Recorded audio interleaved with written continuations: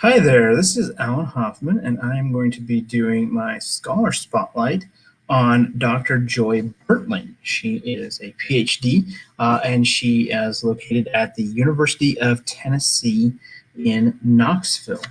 Per her faculty page on the University of Tennessee's website, her research engages with place-based art education and the intersection between arts-based education and art teacher education. I came across Dr. Bertling by doing a search in Google Scholar for place-based education. Art is admittedly not my thing, just no skill there. But while I don't know much about art, I thought this might be interesting to see how place-based education fits into a curriculum other than English language arts. I read through 5 of her articles, and I appreciated how Dr. Bertling talks not only about how students can benefit from a place-based lens, but also how student teachers and new teachers can use the practices to navigate their new spaces. She also has an article about professional development that I thought was very interesting, and I will discuss. Dr. Bertling does not just focus on one aspect of place-based education, but rather looks at it from a variety of angles. I will discuss 4 of the articles that I read here. One did not specifically work with place-based education, and so I will set that aside for now. A CV review. Currently, Dr. Bertling is an assistant professor and program coordinator in the Department of Theory and Practice in Teacher Education at the University of Tennessee at Knoxville. From her articles, I know that she has worked with practicum students as well as a field supervisory role with student teachers. She earned her PhD from the University of Georgia in 2012. Her dissertation was titled The Art of Empathy, a Mixed Methods Case Study of a Critical Place-Based Arts Education Program, and I will go through an article based on that dissertation later on. Prior to joining the faculty at Tennessee in 2015, Dr. Bertling was a public school teacher. She started as an elementary art teacher in South Carolina in 2005 before becoming a middle school art teacher in 2007, also in South Carolina. She worked at McCracken Middle School until 2015. She is certified by the National Board. I think this is an important thing to highlight. Dr. Bertling spent a decade as a public school teacher. She knows very well the environments her students will go into, and she knows what it is like to be a teacher. A common thread in her articles is making sure that a place-based program can work in a certain area and how to better deliver professional development. One thing that I also thought was interesting was that in one of her studies, she actually had to comment that part of the enthusiasm from the focus group might come from the fact that they were former students of hers from the University of Tennessee, and they were excited to work with her again. Now, she used that as a word of caution to take the enthusiasm as sort of like with a grain of salt, but I also think it speaks to the connection that she had with her students, and I think that speaks very well of her. So the first article that I'm going to discuss is based off of her dissertation and is titled The Art of Empathy, a Mixed Methods Case Study of a Critical Place-Based Arts Education Program. This was published in the August 2015 edition of the International Journal of Education and the Arts. That article really gets at the heart of what Dr. Bertling studies and believes what art education can accomplish in schools. She used art as a way to engage students in their communities and to think about the environment. I sometimes feel like her focus is more global than local, but perhaps it is more of a belief that change at the local level can enact change in larger scales. And actually, that's something that she does talk about in later articles. From the abstract, she writes, quote, "The curriculum was informed by the ecological imagination, a call for education that embraces the arts as a way to conceive of new ecological perspectives and dialogues." It may not be surprising with how art utilizes the imagination. A lot of her work tied back to that element that Comer discussed, that we've been talking about this week, that role of imagination plays in place-based education. And that's a theme that we will return to in this presentation. On page 3 of the article, she writes about the importance of imagination, saying, quote, "The ecological imagination calls for a new mode of education, education that embraces the arts as a way to conceive of new ecological perspectives, other ways of being in relation to the earth, better ecological alternatives, and new dialogues about our role in the world. A critical place-based art education answers this call. Through a critical place-based curricular approach, art education becomes a means of awakening the ecological imagination, opening the world to new relationships, new possibilities, new critiques, and most importantly, new acts." In the study, Dr. Bertling acted as a teacher-researcher in a place-based art program. She aimed to answer 3 questions. How do middle school students demonstrate empathy with the environment throughout a critical place-based art education program? 2, how does participation in a critical place-based art education program affect students' ecological paradigms, their pro-environmental orientations? And 3, which aspects of critical place-based art education program, if any, contribute to students' sense of empathy with the environment?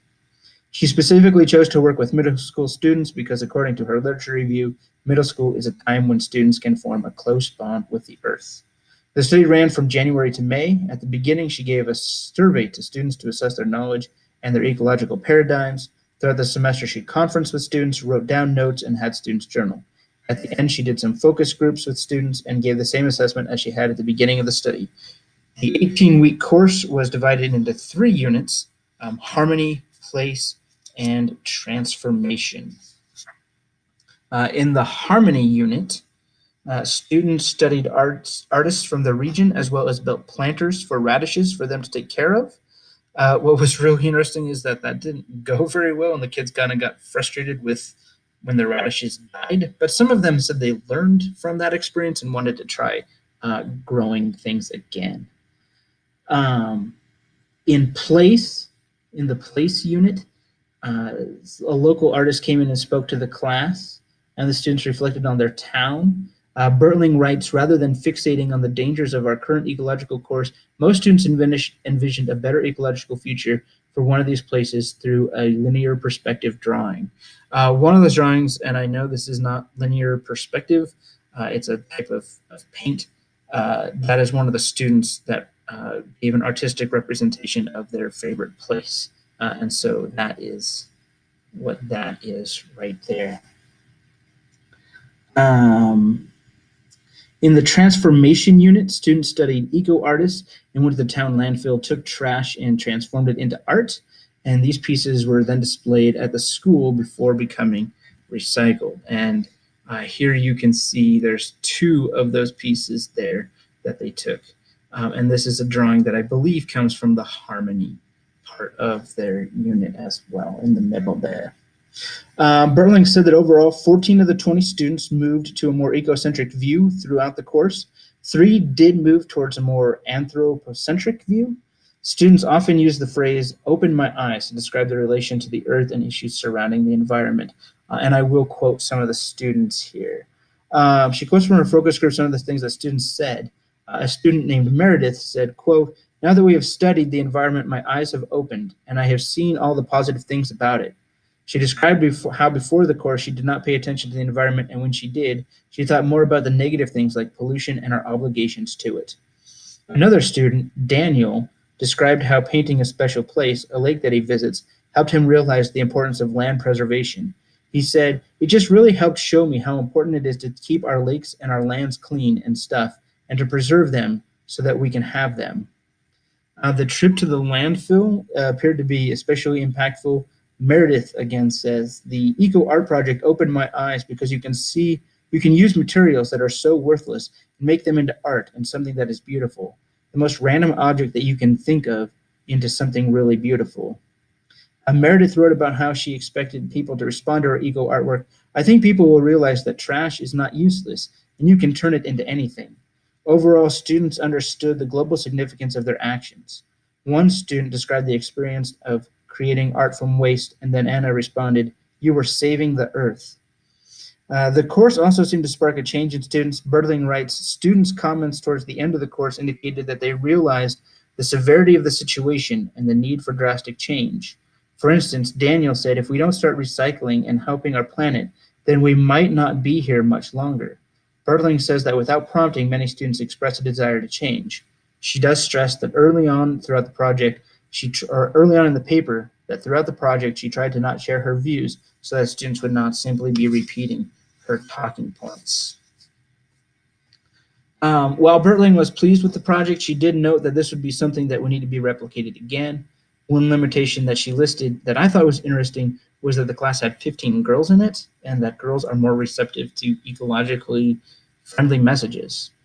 In her conclusion, Bertling writes, "Overall, this study demonstrated that a critical place-based art education curriculum is capable of promoting students' ecological paradigms and empathy with the environment. She again stresses the need for empathy towards the environment and concludes the paper by stating, a critical place-based art curriculum offers fertile ground for this empathy to grow. And so we see in here how place-based education can really help students develop a connection to their place and really advocate for the bettering of that place, which is something that we have seen in the literature that we've reviewed. Go on to my next article here, and this one is titled Exercising the Ecological Imagination, Representing the Future of Place. It was published in 2013 in Art Education. This project had Bertling once again working with middle school students to help them use art to develop a sense of place. Bertling writes, through this place-based approach, learning is experiential and inherently relevant to students' everyday lives. One thing that I noticed in most of her articles, Bertling cites other scholars who stress the benefits of place-based education. It's as if each time she's reminding the reader or her fellow scholars that place-based education has advocates and that it works. She talks early on in the article about the importance of place-based education, once again with regards to the environment, writing, this form of education nurtures the ecological imagination as it embraces the arts as a way to conceive of new ecological perspectives, other ways of being in relation to the earth, better ecological alternatives, and new dialogues about our role in the world. This course had students envision better ecological futures for their community, but first they had to form a relationship with it, so they took walks and mapped neighborhoods. Then they looked at a mentor text of sorts, which I will put up now. They used paintings by Alexis Rockman, whose art depicts the effects of climate change. This one is titled Manifest Destiny, and I include it for two reasons. One is that I didn't know about Rockman, and I was fascinated by his work. I looked at a number of his pieces over the last couple of days. And then the other thing is I thought this was interesting because it shows how mentor texts can be very beneficial. Bertling relays that she was helping through students, and one expressed confusion with Rockman's painting The Farm and asked me if I could offer any insight. I discussed the concepts of evolution and genetic modification of crops and livestock to provide some clarity to the painting of strange new crops and breeds of animals. After I briefly explained, she responded, I love his art. A few minutes later, Lindsay turned to me and said, this is the first artist I have seen that I really felt connected with. So that really shows how mentor texts can be beneficial in the classroom. The students used map making to represent their town, the landmarks that were within it, and what was important to them. This kind of reminded me of the part of with the Wells class in the Comer book with the kids mapping out their neighborhoods. Map making is a thing that Bertling will come back to in other articles as well. Students use their local newspaper database to research the history of their town, and they learn much more about it. They were then asked to draw the ecological future of those places. And though their mentor text, which I will go back to, as you can see, clearly is kind of apocalyptic and very dire, the students were encouraged to think about positive outcomes and what could happen if things were changed. Bertling writes, unlike Rockman, they were encouraged to consider brighter futures and alternatives to our current ways of relating to the earth, ecological possibilities rather than consequences. Specifically, they were asked to draw a better ecological future for the significant place in our community that they had chosen and researched. This the students did, and I have included some of that artwork on the slides. Bertling writes, students imagined vacant buildings and unused parking lots replaced by community gardens and parks. Companies and community centers using renewable energy sources such as solar and wind power. Restaurants and grocery stores serving locally grown organic produce. Sidewalks, bike paths, nature trails, and bicycle stands, reducing our reliance on automobiles. Rooftop gardens on structures within the city. Energy efficient light bulbs and street lights. Local stores selling products made from recycled materials. Trees planted to break up the monotony of asphalt parking lots. And recycling bins easily accessible across the city. Through these visions, they applied and extended the general ecological improvements we discussed in class to envision better ecological futures for the significant places in their lives. This artwork was displayed in the community, And Bertling notes that there was a warm reception that the work received, but did note that some were skeptical. She notes one in particular, quote, "One parent was clearly interested in the drawings and had discussed them in depth with her daughter. However, she seemed amused by some of the students' visions, which she saw as blindly optimistic. In particular, she expressed her lack of faith in local diners and in their willingness to use local produce in the future. Her comments indicate her understanding of some of the entrenched cultural behavioral patterns that can prove an obstacle to change. However, they also remind us of the need for further action. These visions signify a first step towards change." And then Bertling concludes her article by writing, "Situations and solutions need to appear concrete. Only then can we act. The ecological imagination makes these possible." And so here we see students investigating their community, developing a relationship with that, and then imagining a better place to live in, a better future for their community. And while some might be skeptical, as Bertling notes, without that imagination and without a plan, and here we see their plans for a better ecological future for their community, no change can be enacted. The last two articles that I'm going to deal with deal not necessarily with place-based education within the classroom community, but about setting teachers up to utilize place-based education. I thought these were really interesting because I know that new teachers can sometimes struggle to adjust to life in their new communities. I know there's one of you in this cohort that is experiencing something similar or will be experiencing something similar this year. And so I was really interested to do some reading that Dr. Bertling had done on how place-based education can help educators and new teachers in particular. This is something that kind of interests me too when you think about how rural and spread out Montana is, and how we put our new teachers in these communities, and they are perhaps hundreds of miles away from where they went to school, from their families. How do you make sense of this place? And I think some of the things that she suggests might be beneficial. So the first article that I'm going to discuss is Metaphoric Cartography, which I'm not going to lie, I discussed because metaphoric cartography sounds really cool, and it is. So the article is titled Metaphorical Cartography as Dual-Layered Practitioner Inquiry, Arts-Based Educational Research in the Construction of Place. And this article was published in 2017 in the Journal of Curriculum and Pedagogy. Bertling begins by writing, "We do not exist within a void or neutral realm. Neither do our students. Rather, the spaces we inhabit are dense with embodied meanings and relations. They are places. Within the context of education, places are ripe for exploration." She can write really well too. I was blown away a lot of the times by the way that she put things. She notes that for student teachers, first-year teachers, and teachers new to a school, those places may be intimidating because they are unknowable. It may be tempting to ignore them, but Bertling, as you might guess, disagrees.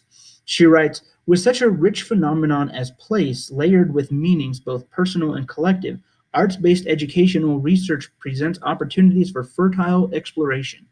In contrast to modernist quests for absolute knowledge and objectivity, arts-based approaches represent a postmodern turn in research as they embrace an epistemology of ambiguity." This study was completed with 10 art student teachers at the beginning of their year-long assignment. Bertling wanted the students to know about the places they would be teaching in. She wanted to know the best way to do this, how these teachers can make sense of their place, and how that could improve their practice. They used metaphoric cartography, which she described as this. Quote, "In this study, students engaged in metaphoric cartography, a coupling of the benefits of cartographic representation with the power and intuitiveness of metaphor. Thus, metaphoric cartography borrows from yet transcends traditional cartography's use of symbolic modes of geographic representation to engage with larger, more open-ended, fluid metaphors as a means to communicate, often artistically, conceptual knowledge from different domains, particularly those related to the human experience." And so basically, it's making a map, but the map is not necessarily to show you the scale and show you the relation between places, but more to show the relationship between the map maker and the place. It was kind of how I understood it, and it was a really cool concept.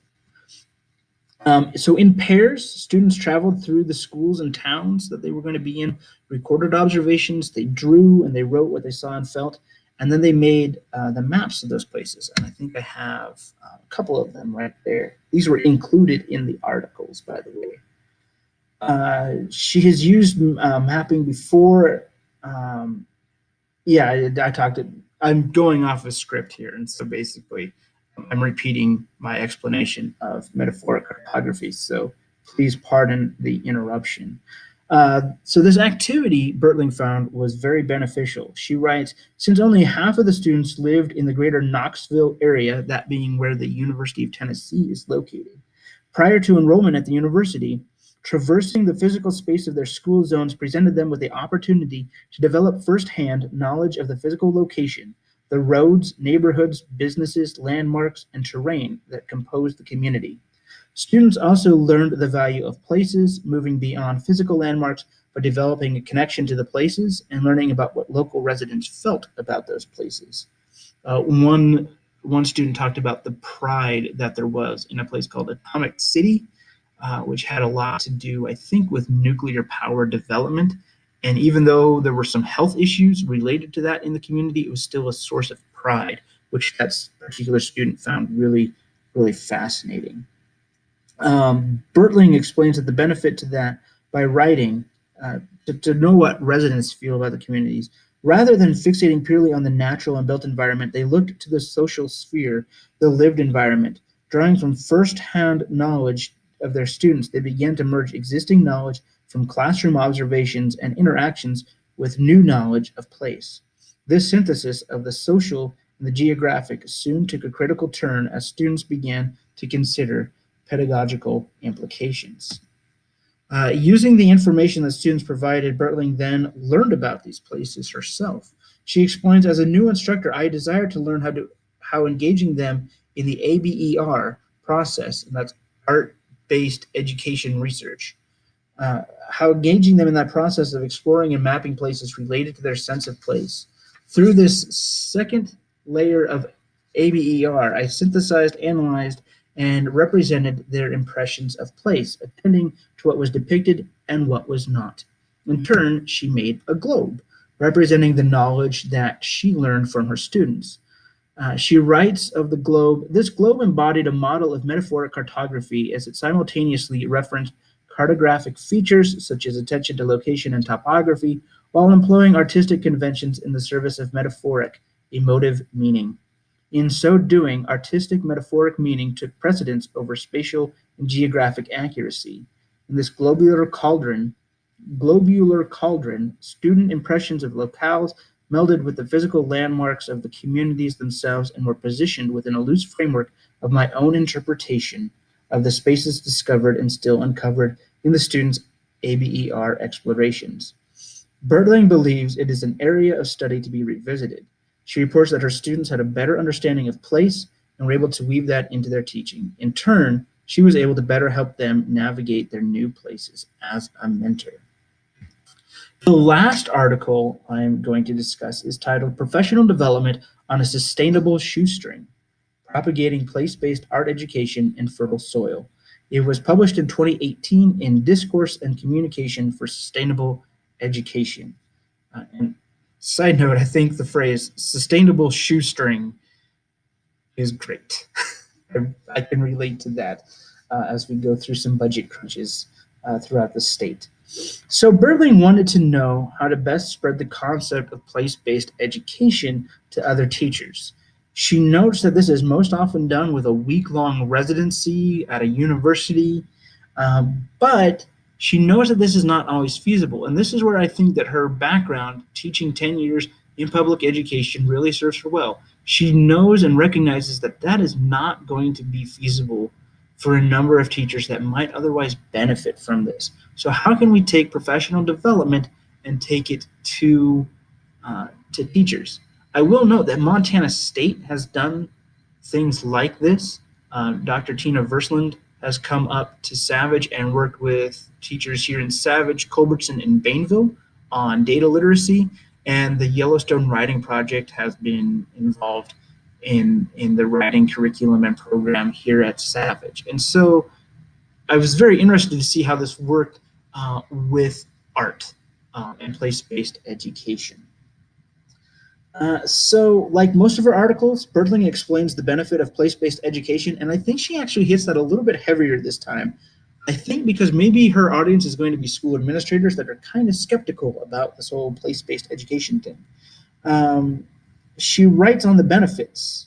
Quote, these benefits occur regardless of geographic area, age, race, ethnicity, achievement level, or special needs of participants. Given the resounding conclusions of the literature, the rapid and extensive spread of place-based curricula and programs is imperative. When coupled with the deteriorating state of our environment, such curricula become crucial for educating citizens for a sustainable world. She notes that place-based education can be an investment both of time and resources. She writes, while large-scale programs might be considered the ultimate goal in the implementation of K through 12 place-based education, these initiatives do not often lend themselves to rapid and widespread adoption. They require widespread collaborations, long-range strategic planning, professional learning institutes, and targeted efforts to gain support from policymakers, those in key leadership positions, and those who will implement the changes. Due to the extensive time, financial resources, and level of commitment required by all involved, school and district-wide initiatives may not immediately be feasible in all contexts. With district-wide implementation being difficult, Bertling sets her sights on individual teachers. She explains why art teachers in particular might be good with place-based education, saying specifically the discipline of art education is uniquely poised for compatibility with place-based education due to its inherently sensory, subjective orientation that can shift students' ecological attitudes and behaviors. And this I thought connected a lot to what I believe it was Brooke that was talking about, how writing is beneficial in place-based education for a lot of the similar reasons. It's a medium that helps you get in touch with your connection to a place. In this study, 110 visual art teachers and 3 student teachers attended monthly professional development sessions. Bertling focuses the study on 12 teachers in particular who were able to attend 2 sequential professional development sessions. From here, Bertling was able to learn their thoughts on the workshops and how the teachers thought they might implement place-based education in their own curriculum. Bertling writes that all participants wrote that the workshops increased their understanding of place-based education. There was also an increase in teacher buy-in to the concept. One teacher said that before the workshop that they were interested in place-based education because I like new things and I like the place where I live, which is a good start, but probably not what Bertling was hoping for. But that was before. Afterwards, teachers saw the benefit of the curriculum, with one saying, I think my students would benefit from this positive focus and potentially gain levels of self-efficacy related to creating change. And it is important for my kids to know where they come from, place around them, and their role in this and that drives my interest. Teachers also said they were more likely to implement place-based education in their schools. Bertling writes, for instance, the majority of participants, my apologies, I'm recording at school, they still run the bells. Going back to teachers implementing this in their classroom. She writes, for instance, the majority of the participants indicated their willingness to implement the unit plan during the upcoming fall semester. Additionally, one participant shared with us that she communicated her learning of place-based education from our workshops with her principal, and that place-based education is now becoming a school-wide initiative, particularly through the leadership of the related art teachers. Part of the professional development was helping the teachers design units and think of how to implement it. Bertling reports that unit plans reflected not only their interest, but also their ability to incorporate local elements into the design.